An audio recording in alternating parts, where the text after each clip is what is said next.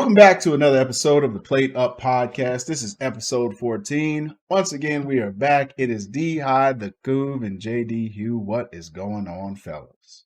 How's it going? What is up? Let's go ahead and jump on into the weekly catch-up. I will go first. Ladies and gentlemen, I've done it. I've discovered time travel. This is how I spent my last week. I traveled on, this path, and I went back into the past and I told myself 1 week ago, sir, 1 week from now, you are going to be awesome. During this week, you shall have a tire blowout, which I was prepared for. My spare was there already. It just worked out for me. So time travel, ladies and gentlemen, I have done it. As far as gaming goes, man, I am chugging along on Ghost of Tsushima. I made so much progress in the last 24 hours. I literally just sat here, man, just grinding that thing out because I want to finish it now. I see it's like I can see the ending in sight, so I'm just pushing through. And so I've been really hitting that hard, and I think maybe I probably got another hour and a half of gameplay before I'm finished. And if that's the case, I'm just going to go ahead and chase the platinum because I've been knocking out so much of the side stuff anyway. So I'm going to chase that one down. But that is it for me on the weekly catch up. Mr. JD Hugh, what's been going on with you, brother? Man, it's been a week, I can tell you that. Games I've been playing this week, obviously Warzone is where it's at. But also on Saturday, I played some Heroes of Might and Magic. That's right, old school kicking it. And then obviously we had Memorial Day since our last podcast, and Memorial Day was, went out to the cemetery where the VA came out and did the 21 gun salute and read off all the veterans' names who have passed away in all the wars. And after that, we went and had a barbecue with all of the military people in our family, which was quite a bit. And then after that, we drove around, went to see my mom, and had the kids out, and they went swimming, and it was fun. And then during the week, just grinding it out in those games. It's been a pretty good week. New truck's doing just fine, just chugging right along. So no blown out alternators, no tires, no issues like that in my future. Hopefully, fingers crossed. Coop, what do you got for us? I mean, it has been a hell of a week. I joined D in his time travel. He didn't know I was there. I hitched a ride, except I wasn't prepared, so I came back with nothing. I'm sorry, no stock quotes. I don't know what Dogecoin is going to be doing. A pretty good week. Just kind of stayed home, did the normal. Usually we go out of town for Memorial Day, but we decided to stay. I have an upcoming trip to Florida to go visit my niece. So I'll talk about that on the next one. But as for gaming, it's just really been Warzone for most of it. I did play a little bit of Minecraft, and then I've been continuing the Biomutant game, which is I still think a lot of fun. Got a couple dubs in Warzone. It was kind of fun. I've been playing with a couple new people. Just been enjoying it. And then it was announced we're going to have another customs tournament coming up June 17th. It's going to be trios this time instead of duos. So looking forward to that too. It's going to be a good time. Very nice. Very nice. You guys got your team together for that one? I don't know yet. I'm assuming JD Hughes going to join again. Frozen, I don't know if he's going to join, but if not, D, man, you're here. I'll be the substitute black guy. You know me. All right. Right on. Well, that is it for the weekly catch up, and that's going to kick us on over into the news corner. Mr. Coob, what is your news story, sir? So I got a rather interesting one. This popped up in my news feed, and I thought I read the headline wrong because I figured there is no way Sony is this dumb. But Sony has decided they're going to build their own Marvel universe. They're going to try to compete against Disney in the MCU. They figure that since they own the rights to most of Spider-Man still, they can build an entire universe off of just Spider-Man. It started with Venom. They're saying that's kind of the kickoff of their new universe.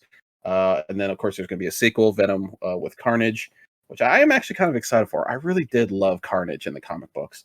But they're going to call it, I can't believe this, Sony Pictures Universe of Marvel Characters. Doesn't really roll off the tongue like MCU. So SPUMC, Spunk, if you would like.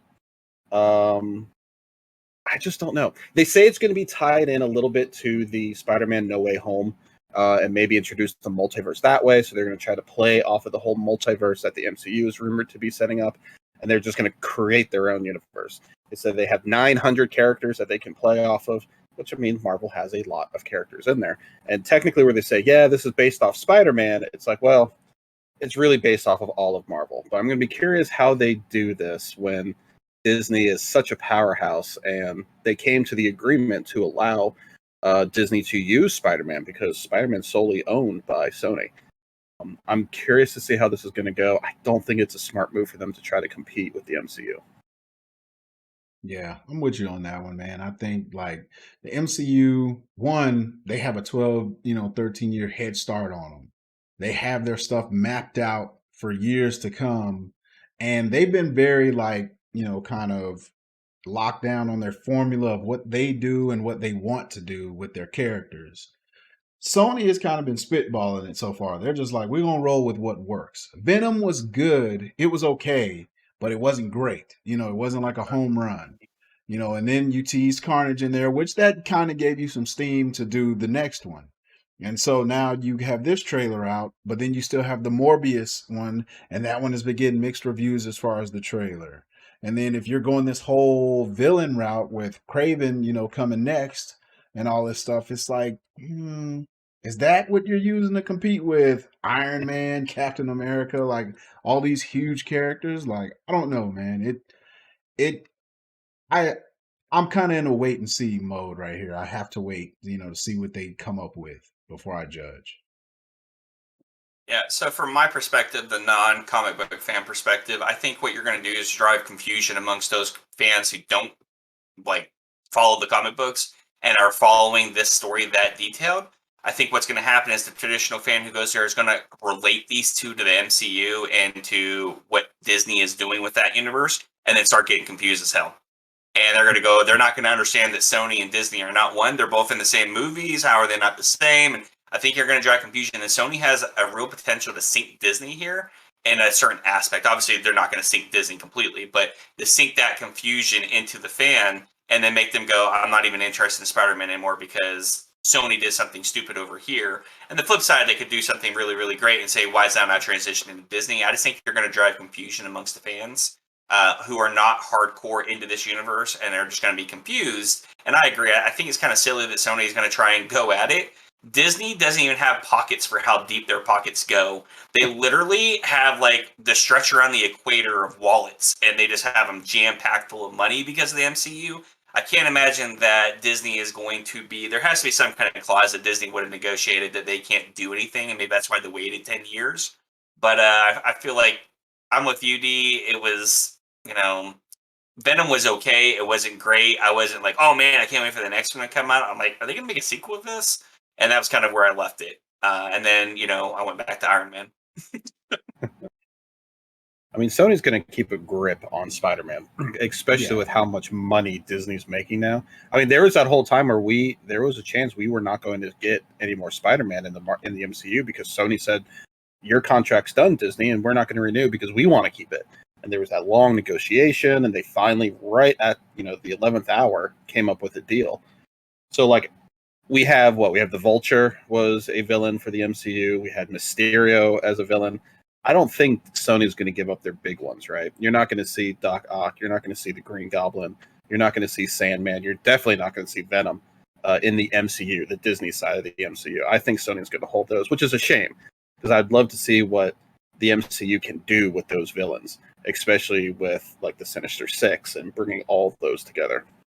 Well, with Spider-Man, I mean, as we know, Spider-Man is always top 3 characters in the world, as far as comic book characters goes. And as far as money making goes, he's always listed up there. So there's no way in hell that they give up, the rights to Spider-Man, because I think part of that deal is they have to make something related to Spider-Man every couple of years or so in order to keep the property and maintain the rights to it. So, dude, this dude churns out almost $1 billion per movie. There's no way they're giving up Spider-Man, and they're not letting him jump back to the, the MCU.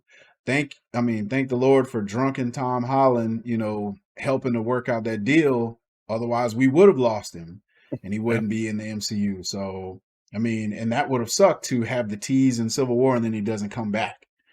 So I mean, you got to do something here. Sony is maybe painting themselves into a corner by going the villain route first. I don't know. It's gonna be crazy, man. But I'm like I said, I'm looking forward to see what they churn out, and I hope it's good. 'Cause, I mean, I'm looking forward to like their properties and stuff. Woody Harrelson as Carnage is gonna be awesome. I think Jared Leto as Morbius. I'm interested to see what he does with that. So we'll see, man. Yeah, I think the best thing Sony could have done here is just sell this to Disney, and Disney should have bought it outright. I mean, I know it's a huge moneymaker for Sony, but like you said, I think they're painting themselves into a corner here. You're going to make your entire universe off of Spider-Man, which is great and all if you like Spider-Man. If you don't really like Spider-Man, then you're only segregating that section of the audience where Disney's over here with Black Widow and Thor and all these other characters are just tearing it up, and then you come over here and it's like, oh, Spider-Man's versing the Sandman. That's great. Oh, look, Spider-Man's taking the Green Goblin on. Okay. What else? Oh, Spider-Man. Okay, I'm tired of seeing Spider-Man do it all by himself. Where's the other guys? Well, Mr. JD, give us your news story, please, sir. Yeah, so mine, going back into the streaming world that we were talking about yesterday, mergers and acquisitions seem to be my specialty. And we were talking about, you guessed it, the Peacock Network from yesterday, and how Cube said he will not ever get or watch the Peacock Network. Well, Ghostbusters, Jurassic Park, and the Matrix franchises are all heading to, you guessed it, the Peacock Network. Peacock Network is making huge acquisitions in the terms of getting rights to these movies and bringing them under their umbrella. I was a little confused how you got Jurassic Park under that that grab there, because it seemed like that really didn't belong to the Peacock Network. But they're Universal though, right? Mm-hmm. They are, So it's NBC Universal. But it's kind of like I don't expect to go to the Peacock Network. NBC is what I'm really thinking about when I think of the Peacock Network, and then find Jurassic Park. Right. But it's all under there. It's all part of that one franchise now. So they're building a name for themselves to try and get people in. It's another one of these streaming wars, right? We got Disney doing their thing. We got Netflix doing their thing. We got Amazon buying up the world. We got what is it? Discovery is trying to get up their legs under there, and now you got the Peacock Network just walking around, with their tail feathers out, going. I think it's yet to be seen if people will be driven to that area. Obviously, these are older titles, and at this point, most people have the DVD or digital download of these. I don't know if it's going to be a huge driver to go there or not, but as they start getting these acquisitions, I think we'll see more and more people starting to raise their eyebrows and maybe think, hey, is it worth it at $5.99 or not? I think the thing to do with these streaming, applications and whatnot, if you are starting a streaming service, the best thing you can do is have a library on hand, a solid, stack coming out of the gate. If you're NBC, the best thing you could have done was to say, we have The Office over here. That already is going to draw a lot. And then they also acquired WWE Network, and now it's on exclusively on Peacock. And then the third thing you can do, tell them straight up, $5.99 out of the gate. That is very cheap, and especially when you compare it to like Netflix and Disney Plus and all these other sites that are $10+ $15 and $20. $5.99 doesn't seem so bad. So I mean that's a hell of a job bringing in those other movies, and especially like the Jurassic Park franchise and whatnot. That's a big franchise. And if you maybe down the line go the route of having some day and date movies on there that stream, when they release in the theaters, that'll be even better for them, man. I could really see this becoming a thing going forward for a lot of streaming services. I don't think those 3 franchises are enough to get me to go to Peacock. I mean, if The Office wasn't enough to get me to go to Peacock, I don't think those will. As much as I love the Jurassic Park series, I mean, I don't really, minus the second one, I love all the others. The second wasn't really my favorite. Ghostbusters, obviously, I love the originals. The remake with the women I thought was really good. And I'm excited for the new one that's coming out, which is kind of a in the future sort of thing. But I'm just getting so tired of all these streaming services coming out. And I mean, next month we're going to have another one coming out. Say, oh, now, I don't know, Comedy Central is going to have their, streaming service. And I mean, you're right about the price though, D. That's a much better price.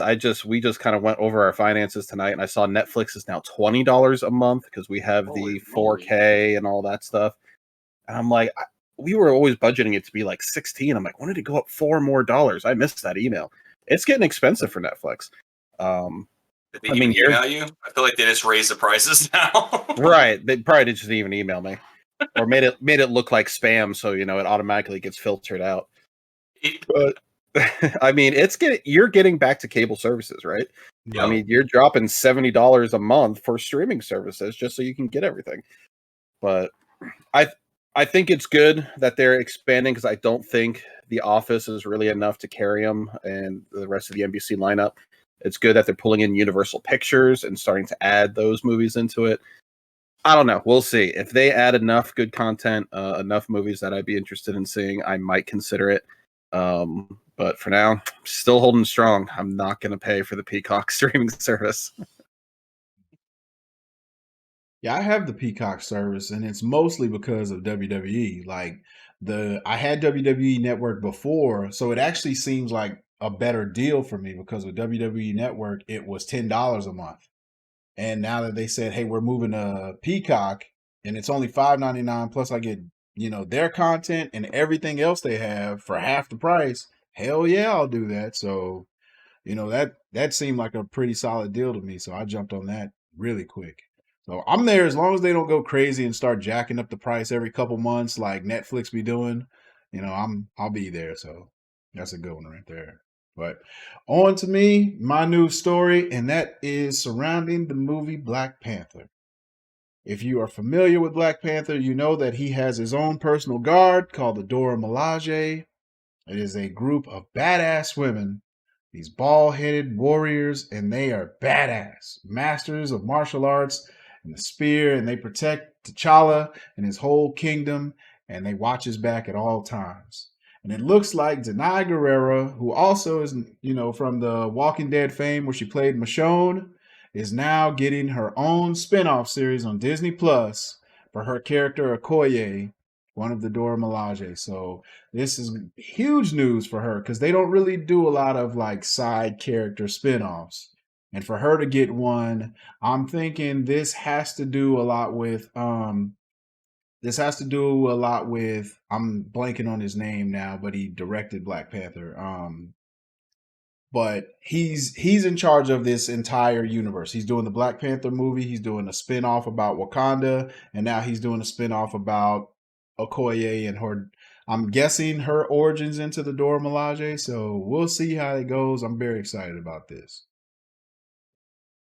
Yeah, I would talk about a movie that kind of caught me off guard. Again, from a non-comic book perspective, I had no idea who the hell Black Panther was. And I came in here and I watched it and I was like, what? This is lit. And ended up actually really liking this character. And then watching this whole universe come out, I think this is probably a good thing for Michonne. I think The Walking Dead was obviously dying off. I think she made the right move to hop ship and come over here. She plays a great general. I think I can get behind that character. I was a little weird out like Michonne from The Walking Dead was going to turn into a general in Wakanda, but she did, and oddly enough, she did really, really good. And I'm glad she's getting her own series. I think it'll be great. I'm obviously going to watch it. I love anything to do with the Black Panther series, so definitely going to be one that hops on there and enjoy that. I mean, out of all the Marvel movies that came out, Black Panther is one of my favorites. It kind of took me by surprise because I actually did not know much about Black Panther, the comic book character. It just wasn't a series of comics I read in the Marvel universe. But the movie I thought was amazing. So I'm super excited to see the next one and all the characters come back. Having a spinoff, I'm with you, JD. I'm excited for it. I mean, if it's Marvel and Disney's producing it, I'm watching it at this point. Right. There's nothing I haven't watched that they produced. I've even seen the Hulk movies as much as people rag on those. But no, to see them come back and to get a spinoff, I'm excited. I'm ready for it. Yeah, that should be a really good one, man.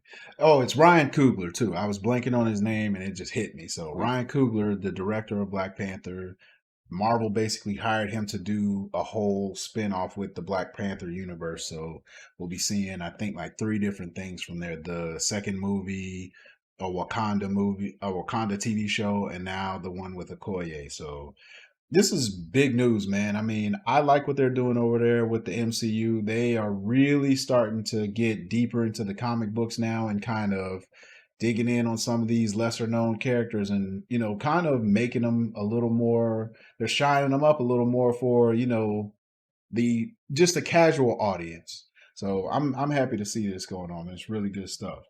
But that is it for the news corner this week. And that is going to bring us into the topic of this week. Ladies and gentlemen, we hit you with mass nostalgia in episode 13. And we decided to bring it back because it was that fun. So this week we are back, and it is shows that made our childhood 2.0. Ladies and gentlemen, we have gathered 5 more shows apiece that really had an impact on our childhood. So let's go ahead and get into it. JD Hugh, your first one, please, sir.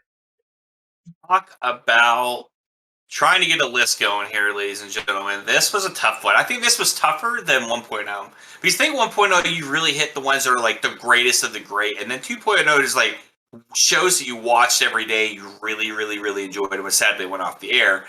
It was so hard to really get down the list. I mean, we were changing everything. Every 10 minutes, it seemed like I went on there and there was an update into the Trello board about what the new character is, or the new show, I should say. So for me, I'm going to bring it into a world that was a little bit more homey, a little bit more together, a little bit different. Ran by aliens. Ladies and gentlemen, we're talking about Third Rock from the Sun. A family of aliens crashed on, that's right, the Third Rock from the Sun, which, for all of you that actually studied space, that's Earth. And they were trying to adapt to human life, always trying to send signal to go home, never could get there. I don't know if they ever did it at the very end. I didn't catch the last season of the show. But the show was absolutely hilarious. Obviously staged as a comedy. They had their interactions and they were always trying to hide their identity, and they were always so close to being found out. And I think once or twice they got found out, but at the end, it was all worth it because it was funny as heck. Ladies and gentlemen, have you seen it? I have indeed seen Third Rock from the Sun, man. This was a very funny show during that time. This was a big family show, man. Like, this gathered the families around the TV to watch it, man. I remember this show making French Stewart basically a household name as far as comedy goes, man. Like, people really loved this dude around that time. And he actually had like a little small run on like some movies and stuff like that where he was like starring in some smaller properties. But you would think after like Mork and Mindy and Alf, you couldn't really do the alien comes to our planet and then do a comedy based around that. You wouldn't think that would work again. But it did, man. Third Rock from the Sun had its place, and it was really good. Everybody on there was absolutely hilarious. John Lithgow, hilarious. It had young Joseph Gordon-Levitt on there. Of course, French Stewart, and then Kristen Johnson. Like, dude, that entire cast was funny, and that show brought some pretty funny moments, man. Good stuff. I hadn't seen the show in its entirety. I think I watched a couple seasons of it growing up. And I mean, I agree with both the guys. It was a hilarious show. The only reason I know who the heck French Stewart is because of Third Rock from the Sun. And John Lithgow, same thing. But I just love the comedy that they do, having the viewpoint of an alien on Earth trying to figure out Earth things while trying to not be discovered on top of it. But then, the father figure decides to teach at a university. Great show. I absolutely loved it. I do know people who that light bulb went off like, oh, Third Rock is Earth. It's like, yeah. Yeah, talk about what network it was on too, ladies and gentlemen. The Peacock Network. Right on. All right, Mr. Coov, your first one, please, sir. So, a lot of shows didn't make my list. And, I mean, JD's right. We were literally changing shows minutes before going live, and I'm even eyeing some of them going, maybe I'll swap one more out, but I'm not. I'm going to stick to my list. But one of them that didn't make the list that I wanted to put on there, but I went back and forth on, was Transformers, right? Robots in disguise, seeing them transform, such a great show, and spawned this whole movie series. But the one I'm going to talk about was a twist on Transformers, and I'm talking Beast Wars. This was Transformers as dinosaurs.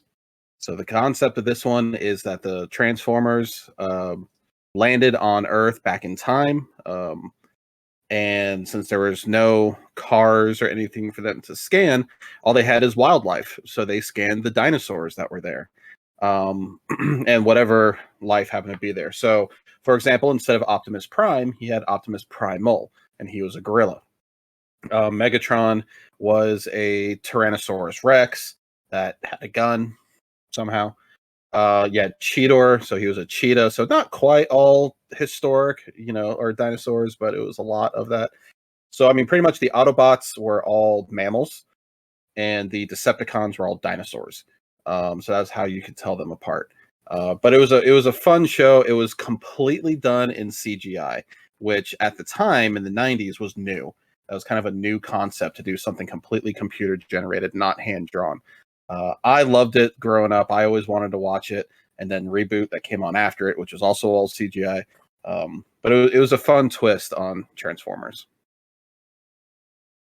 Yeah, this was the show, man. I mean, I remember when it came out, they were talking about it was like a spin-off of the show. And like you said, Optimus Primal. What a dope ass name, man. Yeah, it's a spin-off of the OG, but it was cool, man. And it was one of those things like even kids were questioning, is this gonna work? When it first came out. But then it came out and it was awesome. And I remember it had a solid run on Fox, man, after school for a while. And on Saturday mornings, they had a good run. And just it brought like a whole new fan base into the Transformers universe, because we had Transformers as really little kids, and then when we got to like elementary, junior high age, Beast Wars was around and had a solid run, man, and it brought more fans. And to the point to where when the Michael Bay movies came out, people were asking, were like, Optimus Primal and all that stuff, would they be making an appearance at some point? So, dude, hell of a show, man. I really like that. Hey, no, this is going to be a shocker for some of our fans, but I have never seen this show, not even heard of the show, much more watched one single episode of the show. I'm Googling it now. Definitely not one I've ever seen. Even in passing, walking through the TV shop, for instance, never even seen it on there. You were in Japan. I was in Japan. It's true. I had Transformers, so we weren't that bad, but also didn't have this. It had to have certain ratings in order to make it over to Japan. This obviously didn't make the cut. Just kidding. Well, I guess that's going to kick it on over to me, and mine's is kind of a cheat a little bit. I'll be combining mines because there was 2 iterations of this character combined into 2 different shows, but it was awesome. She was awesome. We've spoke about this character on previous podcasts, and I've said it before. And it spawned off a game show for kids and a cartoon for kids, and it was all about Carmen Sandiego. Ladies and gentlemen, where in the world is Carmen Sandiego? If you were around during the late 80s, early 90s, you saw this character come in like gangbusters. Started as a computer game to teach kids about geography and all that stuff. And it was about this beautiful thief who wore a red trench coat and a red hat. And she was a master thief and could steal anything she wanted. And you had to chase her around the world while solving geographical clues. And it was awesome, man. And they had a game show dedicated to this lady, in which most of us, I know we have spent time yelling at our TV screens at those dumb kids who would put the flags in the wrong places and was like, no, she's not there. She's in Japan. Get the hell out of Philadelphia. And we would see kids lose their minds on TV and try to beat this show. Or you'd watch the cartoon with Ivy and Zach as these kids would try to chase, Carmen around the world, and they could never seem to get their hands on her. It looks like they'd capture her and she would have another escape. Ladies and gentlemen, where in the world is Carmen Sandiego? Yeah, so I've watched the cartoon version of Where in the World is Carmen Sandiego. We never got live game shows over in Japan, and this would have been around the time it came out in Japan. I remember this because that's when Carmen Sandiego came out in the cartoon in Japan. And so I know that was the time frame that I was over there. And The show was really popular over there as well. Obviously, it's one of those clue type games, right, where you're trying to figure out where she is, and every kid's yelling at the TV as to where they think we're going to go and how to solve the puzzle or the crime or whatever the kids end up getting into. But I never actually did get to see the game show, but definitely the TV show was where it was at for kids. I mean, it was on the same time that 101 Dalmatians was on. At the same time, I think it was a Wednesday over in Japan, and it came on at 5 o'clock. 4:30 was 101 Dalmatians. 5:30 was Hercules. I love the video games where in the world's Carmen Sandiego, where in time is Carmen Sandiego. I mean, there's a whole series of them. You just got to find her. No one can find her. But for me, I didn't like the cartoon as much, but I love the game show. Like, I was into that game show, and I'm with you, D. I was screaming at the kids saying, "You're putting the flag in the wrong damn spot. What are you doing? She's right there. How hard could this be?" But I loved it. I saw they recently brought it back on Netflix. They kind of rebooted it. It's like a younger Carmen Sandiego, her starting out her career.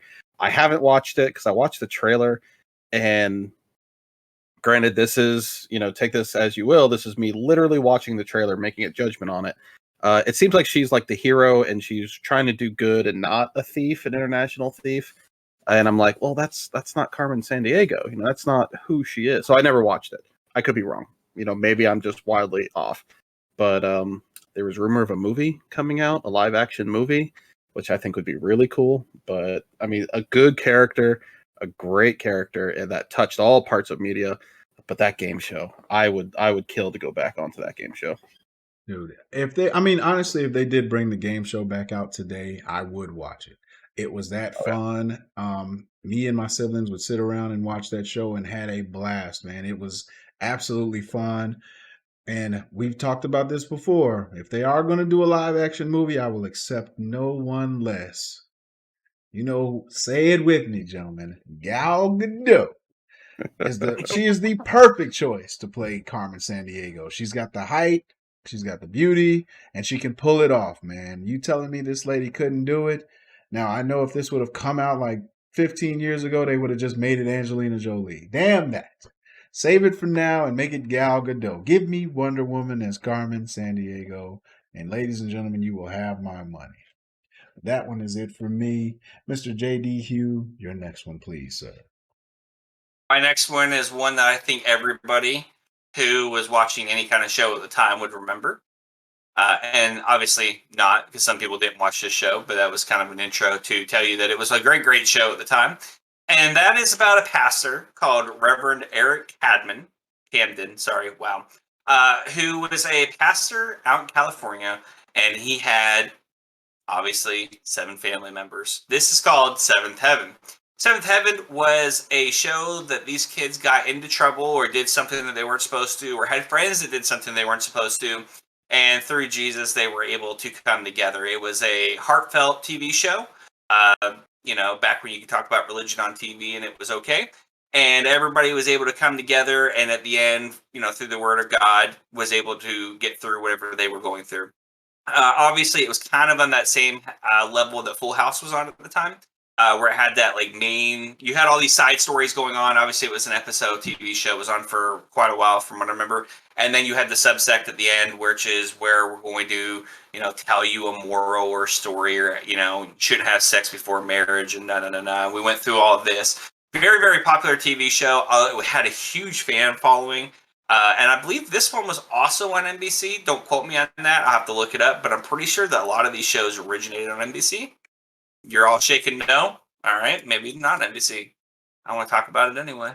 It was on the WB. WB. Oh, okay. Same difference. Close enough. Anyway, just kidding. But no, it was a good TV show. I don't think anybody who ever watched it said it was a bad TV show. Some people didn't like the religious aspect of it, and that's partially why it didn't stay on air as long as Full House, obviously. But you watch these daughters grow up, and the son, obviously, grow up through this show as it was on the air. And I think you had that following. It was one I always remember being on it. It made its way over to Japan, where we watched a lot of it as well. So I'm going to do my best JD impression here and say I have not seen the show. No, I never got into Seventh Heaven. I never watched it growing up. I knew roughly what it was about, and I mean, nothing about what it was on is the reason why I didn't watch it. I just didn't watch it. I do know what Jessica Alba got her start on there, so she was in it. I pulled up some photos. I'm like, oh yeah, I recognize the actors, but I don't have much to say because I didn't see it. Yeah, 11 seasons. How crazy is that? Yeah, that was Seventh Heaven was one of those shows, like if you watched especially the CW when it was early on, like with like a lot of people did, you kept hearing about it. It was like every year the promos would come out, Seventh Heaven, Seventh Heaven, Seventh Heaven. So eventually it just became one of those things like, all right, I gotta try it out, and I did watch it. Now I understand how some people cannot have that attachment to it based on the religious stuff. I just look at it as it's a TV show. I don't take that much out of it. But I can understand how that would put some people off. But it was a solid show, man. It really was. They kind of had like the life lessons in each episode, man, and when kind of they would show like how he would navigate with the kids and teach them life lessons, and it was good stuff, man. It really was. It was a wholesome show, and I can understand like being on TV network television why people would be like, I don't want wholesome right now. I need sin in my life, like.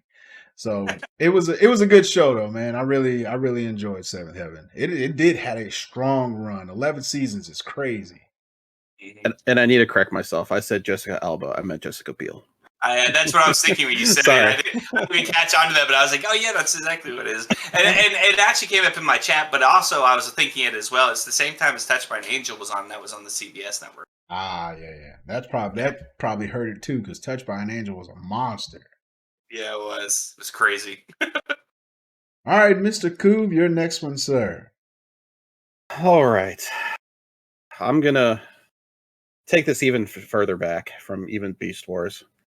Now, growing up, I loved Jim Henson. I was a huge fan of the Muppets. I was a huge fan of Sesame Street. Movies such as The Labyrinth were, just some of the greatest movies in my opinion.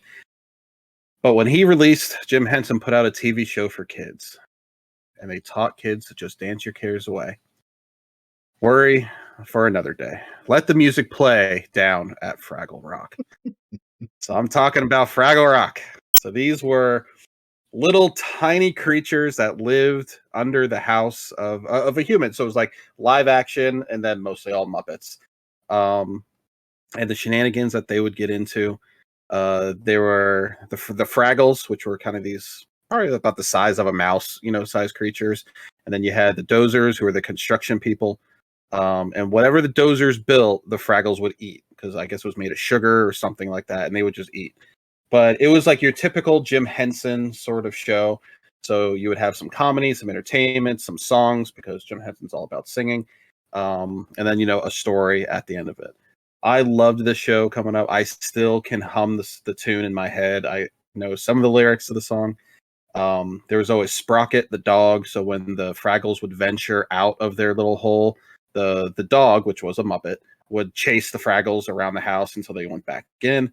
And then usually somewhere in the episode, there was the wandering Fraggle. So it was an uncle of the main Fraggle who got out into the world, and he's exploring the world. And that's how they would teach kids about other parts of the world, like Paris or London or Greece, anything like that. And they would film this little Fraggle with real humans interacting. It was just interesting. It was an educational show. That's what Jim Henson was all about. And I just loved it. Dude, this was a monster in the 80s, man. Fraggle Rock is, I don't know an 80s baby that at some point didn't enjoy some Fraggle Rock, man. You couldn't go anywhere. School, you go to the dentist office. You would go to the dentist office. It was two things you were guaranteed to see there. Those lifestyle kids magazines and those damn and a VHS of Fraggle Rock would be playing. Like that was a guarantee, man. Like if you grew up during that time, you knew what Fraggle Rock was, man. I was heavy into that. If we were good at school, like for the entire week, at the end of Friday, like towards the end of the day, our teacher may put on Fraggle Rock for a little bit, and that was her way of getting everybody to just shut up for like an hour, and we would gladly accept it, man. And dude, Fraggle Rock this is a staple in my childhood, man.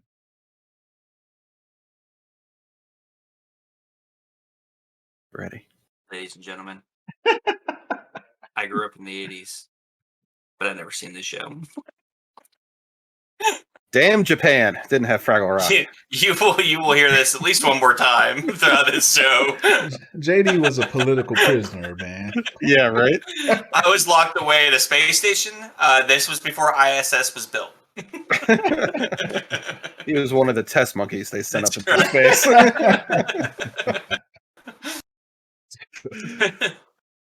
Well, go back and watch it with your kids. I'll get right on that. I don't have the Peacock Network. I'm sure. I know this is on. It's on Disney. Oh, is it really? I think so. I think it's on Disney Plus. PBS. Isn't PBS on Disney?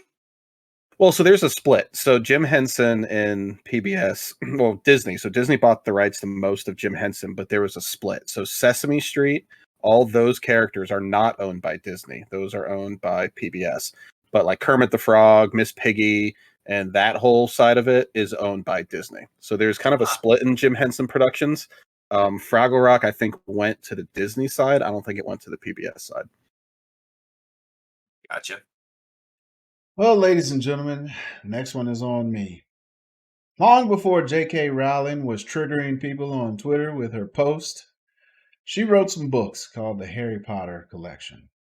And massive books, they were. But before those were the number one sold children's books in the world, there was another franchise that ruled our childhood. And it was written by a man by the name of R.L. Stine, and that is the Goosebumps series.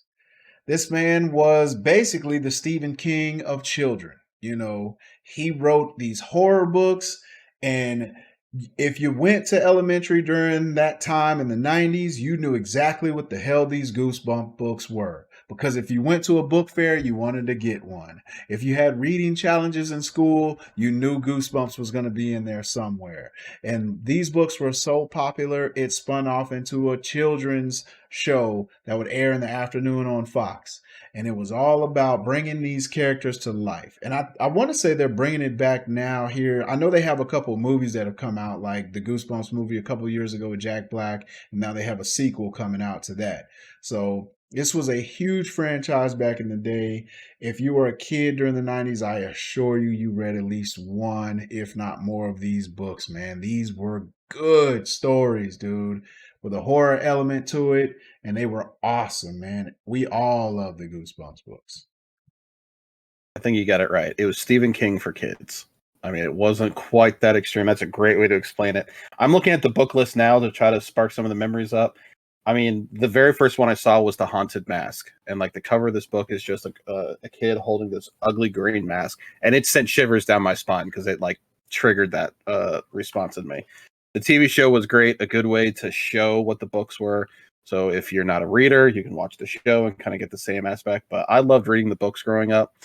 You're right. Book fair, going straight to Goosebumps. I don't care about anything else. Give me those Goosebump books. True, actual. One of the scariest Goosebumps ones that I remember watching, and this is why when you said Stephen King for kids, I think you're spot on there. If you thought Stephen King's was scary books, if not, it was just a scary episode every now and then that really got you going. And the one I always remember is when these, I don't know if they ate plants or if they ate like these goblins, but they would turn into this green goo and then they'd be eaten. And that creeped the hell out of me. And my mom actually came, we used to live in a trailer, and she went to her bathroom when that was on, knowing it was scaring the crap out of us. And she took the Head and Shoulders and had the green Head and Shoulders liquid and put it all over her head. And she came through, and literally had us terrified. That's the kind of family I grew up in. But absolutely wonderful show. Loved Goosebumps. And you're right, there wasn't a kid who didn't go and get a Goosebumps book in the 80s and 90s. Every library had one. Every school library had one. I mean, everybody had at least some kind of Goosebumps book that they've read or owned, and they were absolutely phenomenal. Yeah, Goosebumps, man. This was the word of mouth book, right? Like if if there was a new Goosebumps book out and you hadn't read it yet, one of your friends had probably read it, and they would come run to you and they'd let you borrow it or whatever it was. But I remember these stories, like there would be a couple a year come out as far as the Goosebumps books. And that's why it was important to get to the book fair or get to your library. Like you had to get your hands on these books. And dude, I don't know how R.L. Stein was pumping these bad boys out, man. He had a ton of books that he dropped, man. He had a whole series of these things, that he put out, and so this was a huge part of the childhood, man. I really enjoyed those books. I mean, you had Goosebumps for the kids, excuse me, and then you had Fear Street for the teenagers. So same concept, just the horror dialed up a little bit for that teenage crowd, because that's what I moved on to from Goosebumps to Fear Street. I'd love to see Fear Street TV show. They haven't done that yet. Yeah, Fear Street was where it was at. Yeah. That one is it for me, Mr. JD Hugh. Your next one, sir. Still living on Goosebumps. I'm sorry. We're going to take a quick 20-minute break while we reminisce. So mine was, we talked a little bit about this yesterday, and this was the kids' version of the Crypt Tales from the Crypt, and that is, Are You Afraid of the Dark? This is where a bunch of kids met up at a campfire with a single match that always lit and then was blown out. And then the little smoke came out, and they told scary stories, and the scary stories were always a little uncomfortable for the little crowd because they were actually kind of scary and they were realistic, and you always knew they were campfire stories, but those sometimes could be the scariest stories. Kids loved it, kids were scared of it, but it brought you back every single week to watch it. Absolutely phenomenal show.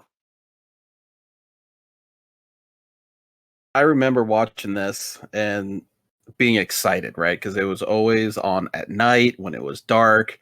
So they set the mood from it. It was very Twilight Zone, like Twilight Zone for kids. Yeah. So kind of the same thing.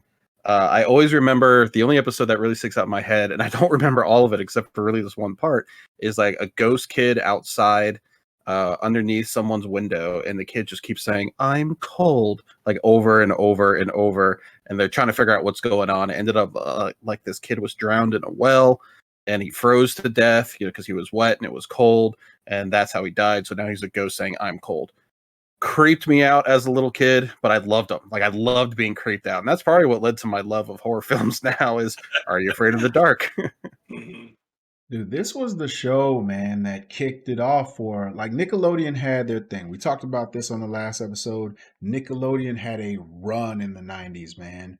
And so, to branch off, they were like, look, we got to give the kids something that's going to have them watching on Saturday nights. So they created this thing called SNICK, Saturday Night Nickelodeon, and the thing that they used to head that up, Are You Afraid of the Dark? And I always remember the pilot episode was the Tale of the Twisted Claw. It was like a kid's version of the Monkey Paw, story, old horror story. And dude, I was there for the Midnight Society. Every week I was there for SNICK. Like, we knew, like, because it was that. And then after that was Tales from the Crypt Keeper. And I knew, like, me and my siblings would watch that and we would have a blast. And man, we had so much fun watching Are You Afraid of the Dark, because it, like you said, it was kids' horror stories, man. But they were good horror stories, like to the point where there was adults that was invested in this show too, man. It was really that good back then. Yeah, I mean, they had a lot of good shows, right? Or a lot of good episodes. One was about, the clown that chased the guy trying to get his nose, right? Because of the red nose. There was another one my chat's bringing up here about Tia and Tamara from Sister. They were in an episode. So a lot of big name characters started making their way onto Are You Afraid of the Dark because it was taking off and everybody was watching it. And it was such a good show. I mean, there's so many episodes that when you go back and just watch it, you're just like, how was this ever allowed for kids? It's fun. So I looked up SNICK because right before you said it, I'm like, it was part of some block. Like, yeah, TGIF for NBC. It was some block, and I started typing it out, and you said SNICK. So I pulled up the shows here, and it's funny because some of the shows I took off my list are on here. But you had, Clarissa Explains It All, The Secret World of Alex Mack, The Ren and Stimpy Show, Adventures of Pete and Pete, which I probably should have put on my list. But it always ended with Are You Afraid of the Dark at the 9:30 time slot. That's how they ended SNICK. And it lasted, I mean, I'm looking at their lineup here for most of the years until it was replaced by All That. And then All That took over that time slot. God, we can just do a whole thing on SNICK and all the shows in there. Nickelodeon, man, I'm telling you, for kids who weren't there, like, Nickelodeon before, it is Dora the Explorer today, because that's what it's known for mostly today. Like before that, back in the 90s, Nickelodeon was a absolute monster, dude. Like, there was so many shows for a while, like Nickelodeon didn't miss on anything. It seemed like every show they put out was a hit. And so, man, it was just awesome, dude. We could sit here and probably do a whole show on Nickelodeon nostalgia, man, and have a blast. So, man, hell of a time. Mm. Mm-mm. Well, we're going to go ahead and kick it on over to the Coop. Your next one, please, sir. All right. So I'm going to bring in my next one. We're going to go back to cartoons. And I'm talking about a detective. Not a very smart detective, but a detective all the same. But he had this unique ability about himself. He was part, I guess, robot, maybe a cyborg. But he was able to have any sort of gadget you probably needed. And I'm talking about Inspector Gadget. So this not so bright inspector would solve crime going up against Claw, who was the villain. And you only saw his hand. That's all you saw, this metallic hand petting the cat. But he was, he would solve crimes. He would always have some sort of device on him he needed that he would always say by saying, go, gadget, whatever it needed to be. Go, gadget helicopter. Go, gadget boots. Rollerblades, whatever it happened to be. He had a niece, Penny, who was actually the smart one, and she would actually solve all the crimes and just kind of let him take all the glory for it. But it was a little reminiscent of Mission Impossible. So he would always get a mission from Chief, which was the character's name, just Chief, who was always hiding like in a trash can or a mailbox or something like that. And he would get the mission, and they would always say, this letter is going to self-destruct in 5 seconds. And Inspector Gadget would always put it wherever Chief is, and it would blow up on Chief. And he'd get so mad, but it always happened. Later, it went on to make a movie about it, starring Matthew Broderick. Didn't quite do very well, but it at least kind of kept that. And then I think they rebooted it in the late 2000s, but I didn't watch it at that point. But the OG Inspector Gadget, I just loved. It's all about Penny and Brain, man, the dog. Like, that's right. Penny and Brain saved the day every week. They were always there to help the inspector because dude was a dimwit, man. Like, he just had all these gadgets, but he was always messing something up. So it always came down to Penny and Brain, and they would come in and save the day. And like you said, that was one of the funniest gags, was him constantly blowing up Chief, with those letters every time. So, man, I used to love Inspector Gadget. It was all about jumping in front of the TV and singing the theme song. Do do do do do. Inspector Gadget. Like, we all did it. We all had a blast, man. So that was awesome, dude. Yeah, I'm glad you brought that up, D, because if nobody was going to sing it, I was about to break out in song for it because everybody sang it. Inspector Gadget was lit. I agree. I mean, you got to give the guy a little bit of credit. He, was completely transformed into a robot. So, I mean, he's not going to all be there. I mean, he's kind of realistic in that sense. But also on the flip side, I don't know anybody who hasn't seen Inspector Gadget. Go, Gadget, skates. And then they were like rocket skates and the way he went. And I agree. He himself was not the greatest character, but the gadgets and stuff he had was kind of cool. Someone in my chat said it's a little bit related to Kim Possible. It's kind of like what the spinoff would be for Inspector Gadget. So it's kind of funny seeing that kind of relation there. Right on. And I guess that's going to go ahead and move it on to my next one. Ladies and gentlemen, there was a show. And it birthed a kid's version of this show, sort of, called Guts. But this was the OG, man. When you looked on TV, it was all about being strong and powerful and athletic. And they would take these everyday people and size them up against people that looked like Arnold Schwarzenegger and every 80s action star out there. And they would have them compete in these physical challenges in order to beat them. And maybe sometimes they could and sometimes they wouldn't.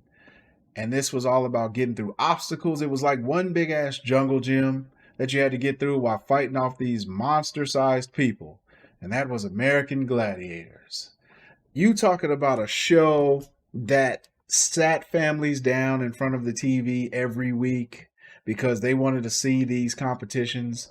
This was the game show of game shows at the time. Damn a Jeopardy, damn Wheel of Fortune, damn The Price is Right. It was about American Gladiators because people wanted to see them compete, man. And I, for one, my favorite game was always, I forgot the name of the game, but they would have the people run from station to station while trying to shoot the gladiator when he had the cannon with the tennis balls. And he would be up there shooting them, and they had to shoot like a little foam rocket at him to blow his target up behind him. And meanwhile, he's pelting them with tennis balls out of this like gas powered machine, and it's stinging the shit out of these people, man. But this was a good time. American Gladiators was awesome. I agree. American Gladiators was absolutely epic. I mean, it had something for everybody, right? If you like competition, that's where you went. If you like the average Joe overtaking these big halts, that's where you went, or at least attempted to. That's where you went to go and cheer them on. They had prizes at the end. I mean, everything American Gladiator was epic. They had the hand-to-hand combats that they used to do with little double push things, and they're trying to push them off and whatnot. I mean, this whole show was awesome, and I agree. It brought the whole family together. It wasn't anything overly violent. So the kids could watch it, and it wasn't anything that was super boring, so the parents would stay tuned. I think it was a good mesh. I wish they would have something like it today, but because we have so many choices, I don't think it would get the fan view that it got back in the 90s. That was actually my favorite course, was the jousting with the two giant foam things. Yep. They're up high on Yep. this little tiny platform. They're trying to knock each other off and just beat each other with these like giant foam, whatever, jousting sticks. But can we just take a moment to talk about the names of the American Gladiators? Damn We right. have unforgettable people like Blaze and Laser and Gemini and Zap and Titan and Diamond and Ice and Thunder. I mean, these were not normal names for people, but you remembered them, damn it. Dude, everybody remember these people, man. You know, they had the awesome names. They were all looked like they were chiseled out of, stone. And it was just these bodybuilders. And they would toss them against these everyday people. You know, it'd be like Zach from accounting has to go up against Saber this week in Hang Tough. And they'd be like on these rings swinging in the air, and the gladiator would just be coming after them, swinging on the rings. And when they catch them, they wrap their legs around them and shake them off the rings and drop them on the mat below. Or like you said, with the joust, where they're like on top of these little platforms jousting each other. And those gladiators would be beating the hell out of these little people. And every once in a while, you'd see some normal dude like win. And you'd get overly excited, man. My favorite game of all was Powerball, though. That and when they would shoot them with the tennis balls, but Powerball, where they had to run and dunk the little balls in the little trash cans. That was my favorite because that's when the gladiators got to tackle them and all that stuff, man. So I love that game, man. That was a very physical show, man. I'm sure there was some serious injuries that came out of there. Sure. Had to.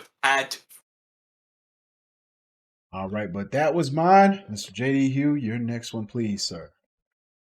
Well, mine is another homey one about a kid who just had to meet the world for the first time, And of course, if you know this character, Corey Matthews, was always getting into trouble or coming out with something, and Mr. Freeney was there to bail him out, or, his brother Eric was there to help him out, or his friend Sean was there to help him out. But of course, we could never forget about Topanga.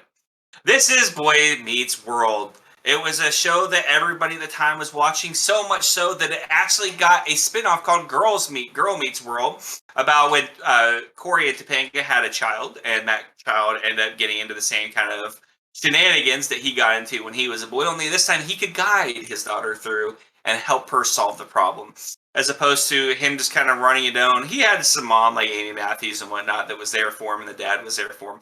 But for the most part, those were the main characters. Was his teacher who ended up guiding him through his entire life. And even in Girl Meets World, he's still there to help Corey guide his way around his daughter's life. So I think it was a great show. I didn't meet anybody who really overly hated this show. It had a great run. A lot of people really, really tuned into this. It had 7 seasons on this. And of course, you watched them when they were itty bitty. And then, of course, as they go into high school and whatnot and make their way to college. Ended up being a really, really good show. And it just brings me back to that time when I was watching. Life was so much simpler back then. they did it right with the kids growing up. Because like we talked about Saved by the Bell in last week's episode, and like once they left high school, they went to college, and it just wasn't that good. But they did it right, starting from middle school to high school to college, where it finally ended, and then the spinoff. Boy Meets World is just, that just has a place, right? It's just such a good show. No better couple, I think, than Corey and Topanga. I did not see Girl Meets World. I didn't watch it come back. I heard it wasn't nearly as good, so I didn't want to taint my memory of Boy Meets World. But I mean, what a show a good wholesome show to watch.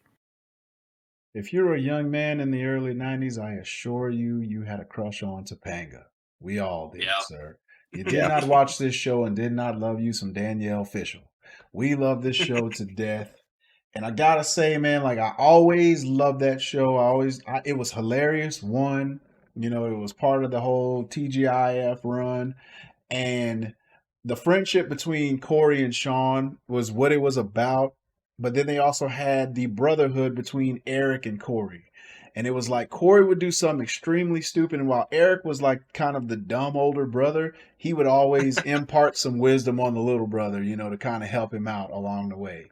But I gotta say, if you look at TV shows of all time, if you look at top 10 neighbors in TV shows of all time, Mr. Feeney is in there as a top 10 neighbor all time when you think about TV shows. He was a awesome character. You look at these wholesome shows and they always have that life message for you. Mr. Feeney would drop knowledge every week on Corey, man. And it hit all of us because we were around that age when he was saying this stuff. And he would just give these little jewels to you and you would just go out on your way, man. Mr. Feeney, without knowing it, he raised a lot of kids, man. He really did. Hell of a show. That is it for that one. Mr. Coov, your next one, please, sir. All right. I'm going to talk about another kid variety show. Kind of a variety show. Not really. It's about a little crazy guy who really just wants to fly. That's his biggest wish. That's his one wish he wants. And he even has a genie in a box to help him do it. This was a show that came on as kind of a pre-Blue's Clues. I'm talking about the ever so funny, in a voice you can't forget, Pee Wee Herman and Pee Wee's Playhouse. So the character of Pee Wee Herman is a man-child. I mean, let's just call it what it is. He's kind of a grown-up who really wants to be a kid. He lives in the world of imagination, pretty much. His furniture comes to life and talks to him.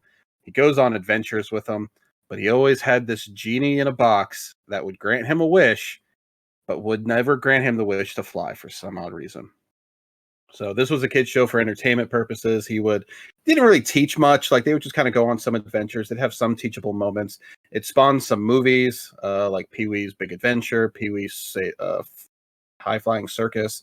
So it was a character played by Paul Rubin that went on to make a whole career, but it actually had other people in it too. Lawrence Fishburne, for example, was the postman who always came by Pee-wee's Playhouse. So he kind of one of the starts of seeing Lawrence Fishburne in a TV show. Paul Rubin got into some trouble in the mid-90s that made him kind of disappear. We're not going to discuss it, but let's just say it involves some rated X stuff in a movie theater. And he came back and did a Broadway show for Pee-wee. And it was now like the adult version of Pee-wee. So it was very adult. It wasn't rated X, but it was definitely more adult. But the end of it is he finally gets to fly. At the end of the Broadway show. But Paul Rubin went on to continue his career in other great roles, but I think he'll forever be known as Pee Wee Herman. Damn right, man. Paul Rubin, you talking about a monster run. I mean, there's a lot of people that are synonymous with like childhood characters and stuff like that. And I think you got to look at Paul Rubin. It's definitely in the top 5, man. People, you cannot look at this man and not see Pee Wee Herman. It's who he is, man. I assure you, when Paul Rubin passes away, Pee Wee Herman will be on his gravestone, not Paul Rubin. Like, this dude his show was an animal, man. It was huge at the time. Like you said, Lawrence Fishburne got his start there. Phil Hartman was on the show. Like, dude, there was some huge people that came out of that show, man, and it was really good. It was about, it was like a different take on Mr. Rogers' Neighborhood. Like, kind of what it was. Like Mr. Rogers was extremely wholesome. And then Pee Wee was like a little more edgy on his. And then it spun off obviously into movies and stuff. And Pee Wee's Big Adventure, still a very popular movie, from its time. So it was really good, man.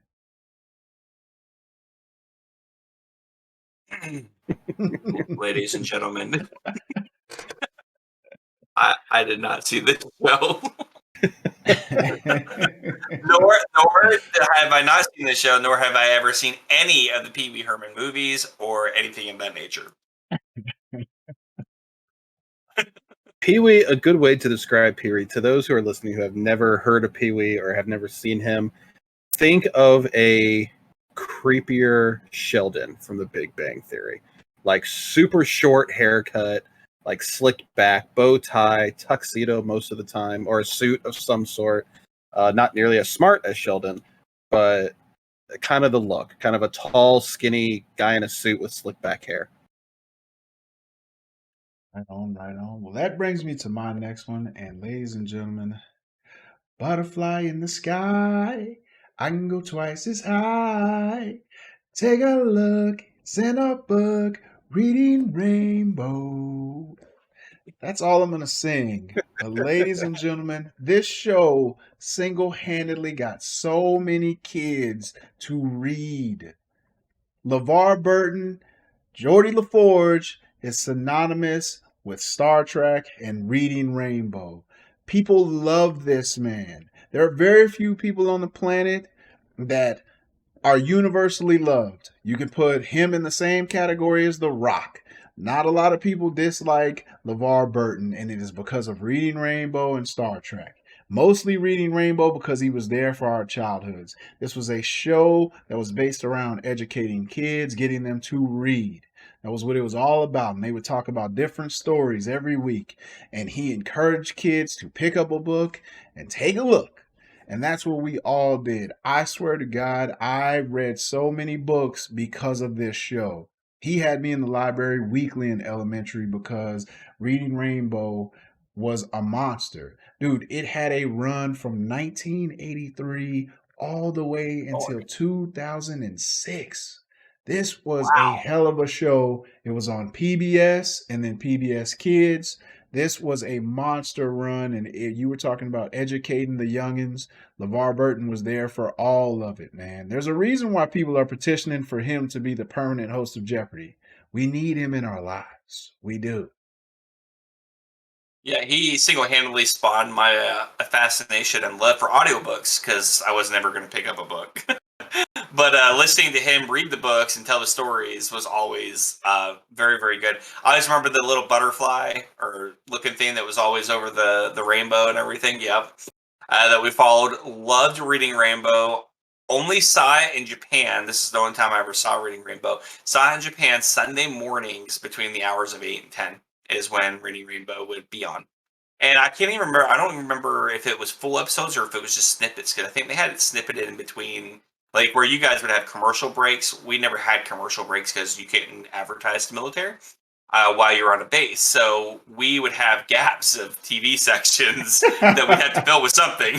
And I think Reading Rainbow was that section that was filled on Sundays between the hours of like 8 and 10 or something. Something crazy like that. And I always remember just snippets of that Reading Rainbow in there.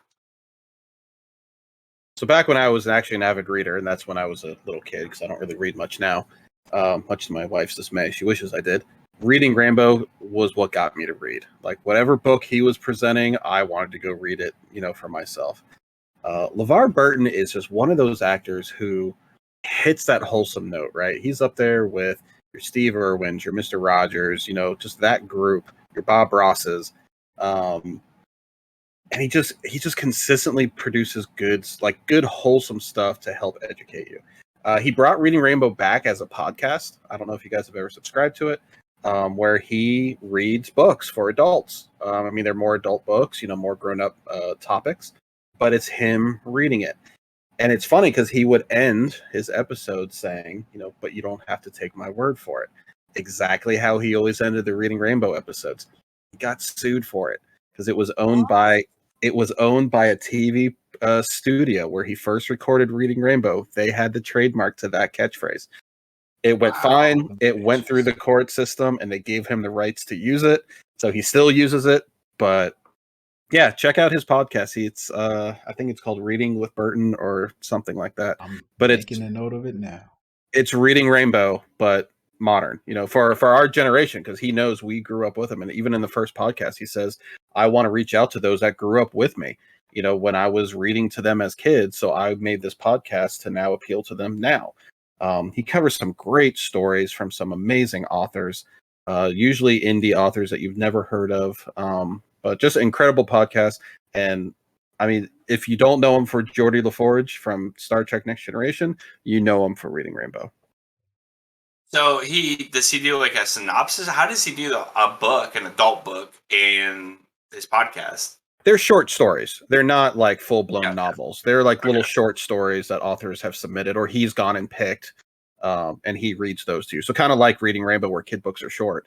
He would just get these short stories and read them. Gotcha. Okay. All right, Mr. JD, your last one, please, sir. My last one. Everybody knows this man. He played on several movies from the 80s, 90s, and straight into the 2000s. Was recently on the TV show that was the opposite of this TV show. You know him by going,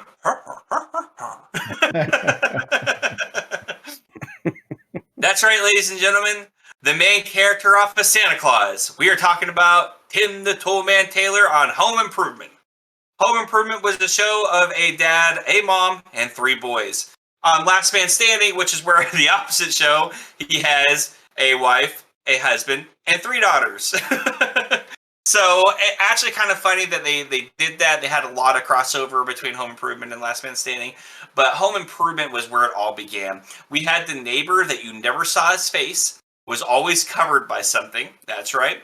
We had his co-worker, who he was always over at his house, and his name was Al, I believe, right? Al, yep. And then, they were always good friends, and it was just, just the normal everyday kind of stuff. They had drama. They got into stuff. Of course, he was into cars, still into cars today. Was fixing a car always in the garage. And they just, they went through what a typical family would go through, with the kids getting in trouble and fighting and not fighting, and, workplace drama and non-workplace drama, and his friend's going to quit, he's going to quit, all this other stuff. And it was just so resonating to people who watched it in the 90s, because it was like an everyday Joe, but was funny, right? So it was a pure comedy. It was designed to be funny. It was designed not to be too serious. Of course, I had serious moments, but at the end of the day, this show ran forever. It felt like the show was on air for a very long time. You actually saw these boys grow up as well.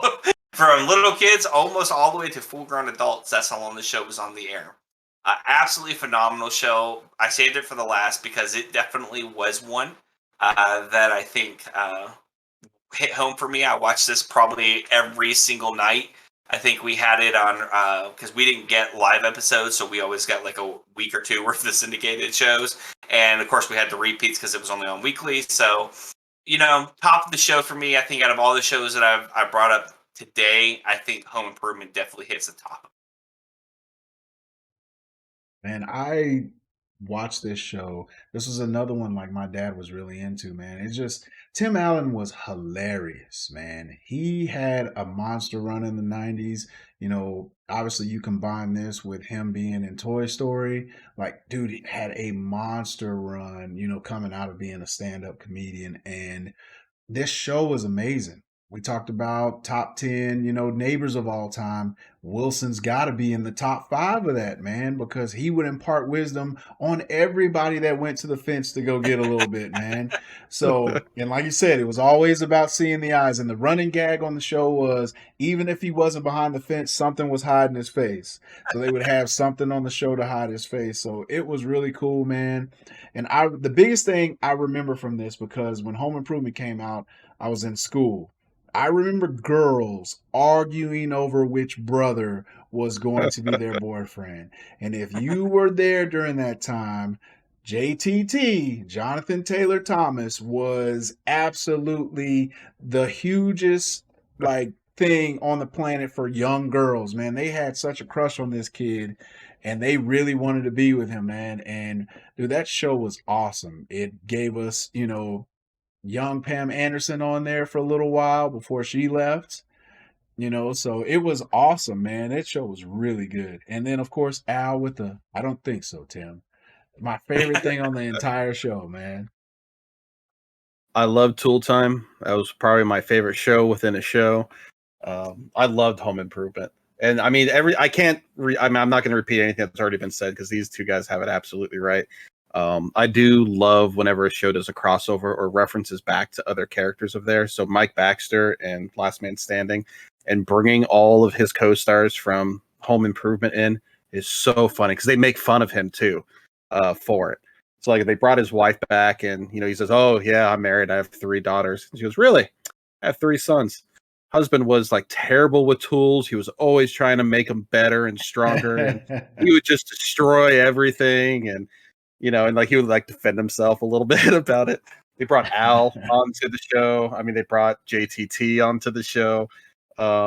It was just so funny, like to see them do the callbacks. But Home Improvement, I mean, it was that sitcom that they still copy that, right? A married couple with a bunch of kids and the hijinks they get into, for it. And you have the teachable moments with the kids, you have the teachable moments for the adults, and you always have to have that wise figure somewhere giving advice. In this case, it was Wilson, who, yeah, his face was hidden, but you knew what he looked like. You could see through the fence slats. I mean, come on. But I loved Home Improvement. Yeah, that was a hell of a show, man. It had a monster during his time. All right, Mr. Coop, your last one, please, sir. All right. Well, we talked about how we kept changing our picks. And in the middle of recording this episode, I changed one of my picks. It's one I felt couldn't go unsaid because it is one that I watched growing up. It's one that's near and dear to my heart because it is just the pinnacle of kid shows. When it comes to the holy trinity of wholesomeness, you have Bob Ross, you have Steve Irwin, and you got Fred Rogers. It's a beautiful day in this neighborhood. A beautiful day. Won't you be mine? Won't you be my neighbor? I'm talking about Mr. Rogers' Neighborhood. Fred Rogers recently has been really popular with movies with Tom Hanks playing Fred Rogers. They did the documentary on HBO talking about him. Such a wholesome human being. Like, he was not a character on a show. He was his true self. And grew up, he's a pastor. He put on a kids show to help kids deal with issues. And he would tackle some of the hardest issues that kids should not have to deal with. He tackled death. He tackled racism. I mean, he hit issues that at the time were never discussed on a kids show. If you've watched the documentary, they talk about it a lot for racism during the turbulent times still in our country. He had a black mailman come on the show, and Mr. Rogers invited him to soak his feet in the same pool that Mr. Rogers was soaking his feet in. And it was just this iconic moment of showing equality when the country was still kind of torn up about it. Watch the documentaries if you haven't. It's fat. There's a whole lot more doing with that actor who played the black mailman. I just don't remember his name. There's a lot to it, but you hear stories of what Fred Rogers did outside of the show, and it just makes you love him all that much more. But I loved going to the kingdom. You would follow the trolley and have the trolley go into the other world, and where there are all the little puppets.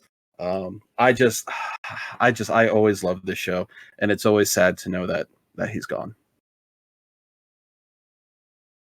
Yeah, Mr. Rogers' Neighborhood was obviously well known throughout. I would say most of the world, I think, knew at least something about Mr. Rogers' Neighborhood.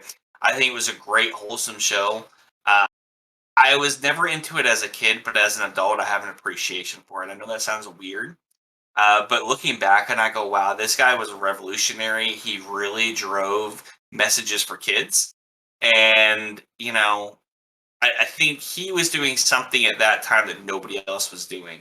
And I think that just says something about his character. And I have heard that he was a fantastic person outside of the show as well. And so it makes you feel even better. And I think maybe that's where more of the appreciation as an adult comes in, is that this guy wasn't just acting that way. He truly was this way. And I think that says a lot about who he was and what he played.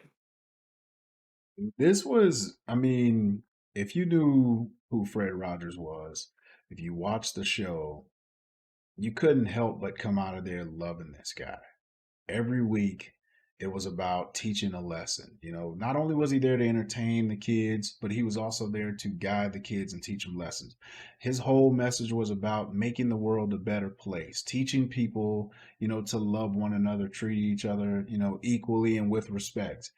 And watching his show, Fred Rogers is one of those people I will not accept slander for. I just won't do it. The dude, he was about as perfect as a human being as you could possibly get.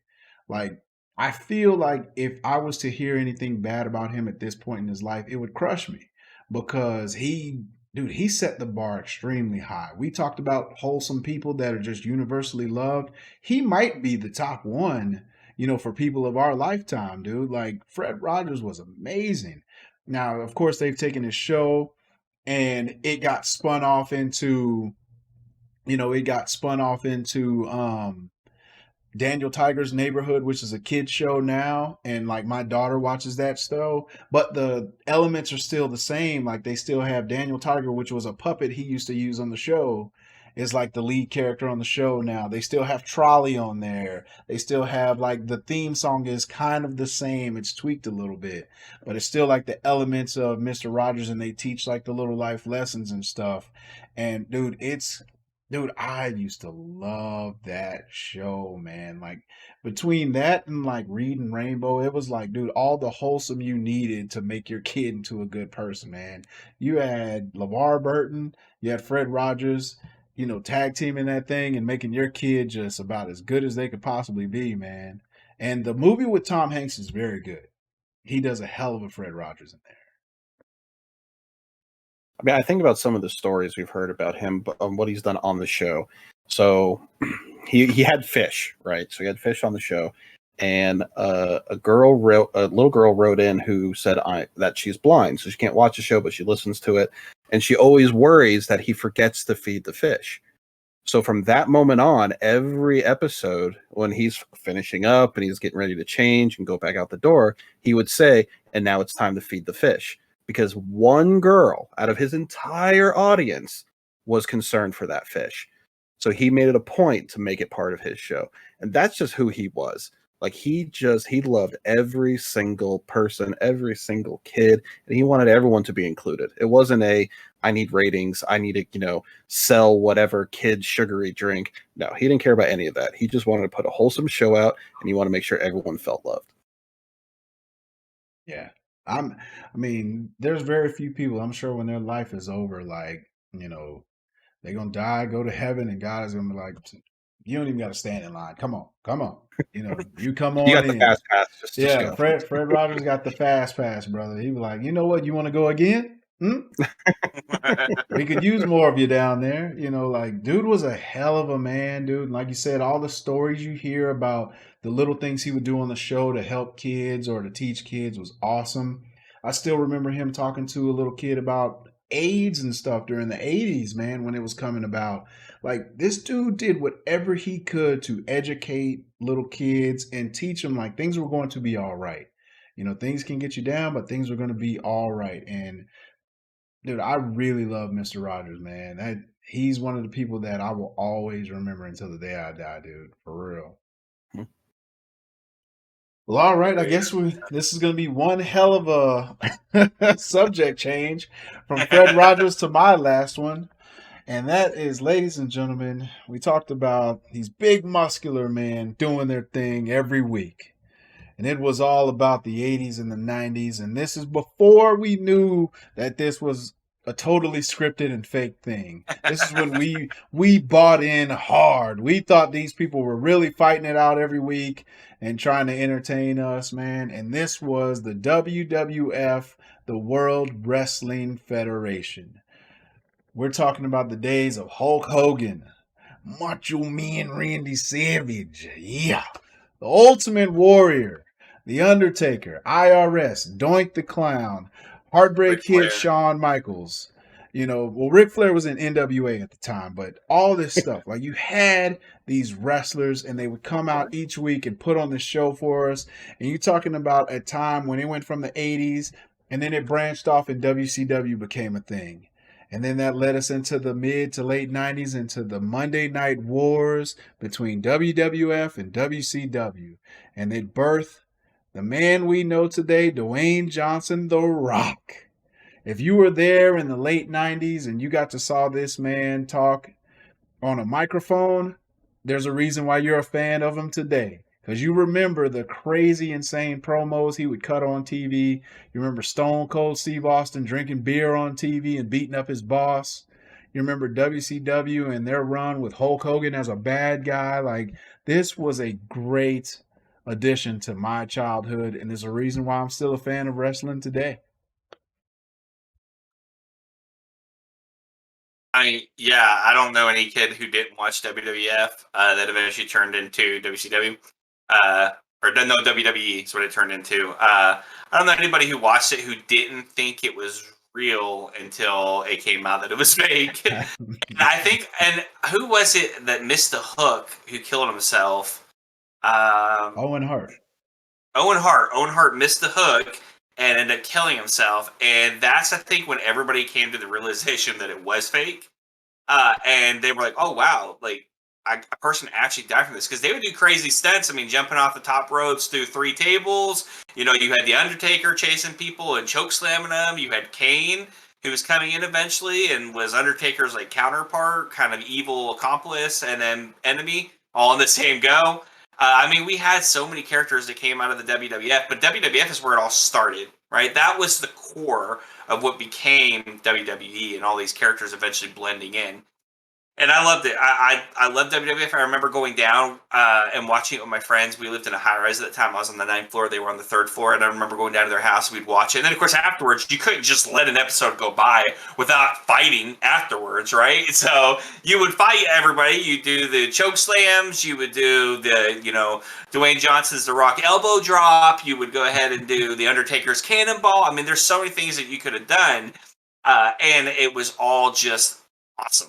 For every kid at that age. Probably not the greatest show to watch today if you were my age, but I can imagine my kid jumping off the couch like we were onto like a bunch of pillows. But definitely something that shaped my childhood for sure. So growing up, I was never really a big WWF fan until I made friends with someone who was into it. And like, I just never really understood it. And then like, he like talked me through it and introduced me to the characters, Hulk Hogan, The Undertaker, who was my favorite. Like, I loved The Undertaker. And like Randy Savage, like he introduced me to all these people and then I got into it to where I just loved WWF. I remember the whole debacle with the WWF, World Wildlife Federation. They had to change it to WWE. And I thought that was dumb. I get now why they did it, but I always remember, and it was like the Undertaker was thrown into a coffin and they were shutting the lid on him and that was his death, but he busts out at the last moment and I stood up and cheered and I was so happy for it. I mean, as a kid, it gets you hyped, and you're right, JD. You don't let an episode go by and go, all right, bye guys, I'll see you tomorrow. No, you are, you know, reenacting everything, except you don't have the training that they have or the padded stage that's on springs like they have, you know, because you're right, you thought it was real. So a few injuries came out of that. You know, nothing too bad, but there were definitely some scrapes and bruises. This was a hell of a time for me, man. I mean, like you said, you definitely were doing moves on one another afterwards. I used to get in trouble all the time for this, for doing it on my little brothers. And then if I couldn't do it on my little brothers, it was going to school and me and my friends were doing it in the classrooms. You know, you can ask my wife, I'd come to drama class, you know, and me and my buddy would reenact the matches from the night before and all that stuff in front of the whole drama class before class. And dude, we were just having a blast, man. I vividly remember like around like 1998, man, like being so heavy into WWF. It was my life, man. Like, it was the only show I cared about, like, on a weekly basis. I remember WCW would air around 7, you know, around 8 o'clock at night, Eastern, you know, on the East Coast. And then they would have a rerun of that same 3-hour episode, like 3 o'clock in the morning. So if I was watching WWF on Monday night, I would wake up at 3 o'clock in the morning to watch WCW Tuesday morning before school. And I remember my dad like, dude, what the hell are you doing? Like, you got school, man. And I'm like, yeah, but I got to watch WCW as well. to know what happened. So, man, I'm still a lifetime fan, man. I'm still into it now. So it really set its hooks in me back then. It's definitely something that you underestimate the impact of having a live audience there and hearing them cheer and hearing them boo. I mean, during COVID, they had, was it SmackDown? I don't remember, where they filmed it, but there was no audience. Yeah. But they had all the same flair that comes with it. So the fireworks going off and the fire jets and them coming down hyped up, but it's dead quiet. And it was just this weird, like, feeling, because it's like, this is not wrestling. This doesn't sound right. But yeah, it's amazing the impact that a live audience has. Oh yeah. Always underestimate the impact that a steel chair will have from being drug out underneath the ring. Right. I always remember Rick McMahon always like staring down Stone Cold, and they're just face to face. You're just like, oh, kill him, beat him up. And it never happened. Oh, it did eventually, but it never happened that episode. It always ended right there and there. I mean, talk about a show that I thought Ric Flair was part of WWF. I think you're right. He started over in Eventually. WO. Yeah, he eventually came over. I remember him having a heart attack. And that's when he had like 4 or 5 on stage. But he ended up, I think, actually having a final heart attack where he didn't come back. And they were doing a tribute to him as well. So it was a lot of deaths happened at the time that I watched WWF all the way to WCW or WWE. Geez. But it was, again, shaped my life for sure. Hello. Well, that was the topic for this week. And so tell us, what shows made your childhood, man? I mean, we love to hear from you. And you can do that by sending us an email at podcastplayedup@gmail.com or Played Podcast on Twitter. You can also follow us on Twitter, Instagram, YouTube, and on TikTok at Played Podcast. You can listen each week on Google Podcasts, Spotify, and Apple Podcasts. And if you listen to the pod, please rate and subscribe to us. Let us know how we're doing. We love to hear from you. We enjoy the feedback, and it really helps us out. And that is going to be it for episode 14 of the Played Up Podcast. Join us next week. We are going to have our very first special guest. I'm not going to tell you who it is, but it's special. Very special. Let me here for the Father's Day edition of the Played Up Podcast. Well, this is it for episode 14. I'm D High. That's the Couv. That's JD Hugh. We'll catch you next time. And as always, don't forget to play it up. Play it up. Yeah.